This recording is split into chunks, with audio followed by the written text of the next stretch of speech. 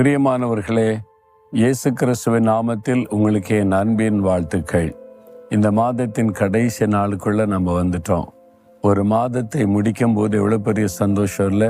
திரும்பி பார்த்தால் தான் தெரியும் இந்த மாதம் முழுவதும் எத்தனை போராட்டம், பிரச்சனை, நெருக்கம், எல்லாவற்றிலும் ஆண்டு கூட இருந்து ஆறுதல் படுத்தி, பலப்படுத்தி, தைரியப்படுத்தி, தாங்கிய நடத்தி வந்திருக்கிறார்.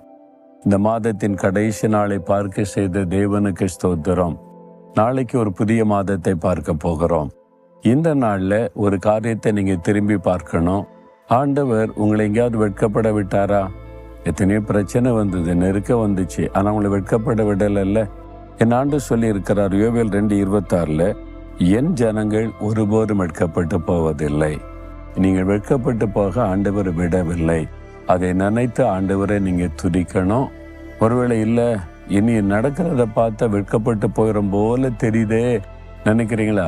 அதெல்லாம் வெட்கப்பட்டு போக கர்த்தர் விட மாட்டார். உங்களுக்கு தான் வாக்கு கொடுத்துருக்கிறார்ல. ஆனால் நீங்கள் தேவ ஜனமாக இருக்கீங்களா? அவரால் ரட்சிக்கப்பட்டிருக்கீங்களா? அவருடைய ரத்தத்தினால் கழுவப்பட்ட அனுபவம் இருக்குதா? இயேசு உங்களுடைய உள்ளத்தில் வந்துட்டார், என் கூட இருக்கிறார்னு சொல்ல முடியுமா? நீங்கள் அவருடைய ஜனமாக இருந்தால் வெட்கப்பட்டு போக விட மாட்டார். அதனால நான் உம்முடைய ஜனமாக இருக்கணும், வாழ்நாள் முழுவதும் உம்மை விட்டு விலகக்கூடாது, உம்மோடு கூட நடக்கணும், உம்முடைய ஜனமாக இருக்கணும்னு அர்ப்பணித்து கொண்டீங்கன்னா வெட்கப்பட்டு போகவே மாட்டீங்க. ஆண்டவர் அற்புதமாக உங்களை நடத்தி கொண்டே இருப்பார். அதனால நீங்கள் ஜெயிப்பீங்களே தவிர வெட்கப்பட்டு போக மாட்டீங்க. விசுவாசிங்க. விசுவாசத்தோடு சொல்றீங்களா?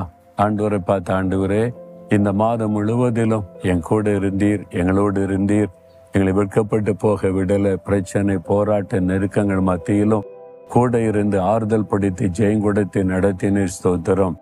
இனிமேலும் எங்களை வெட்கப்பட விட மாட்டீர். நீர் அற்புதங்களின் தேவன். நான் விசுவாசத்தோடு உம்மை ஸ்தோத்தரிக்கிறேன்.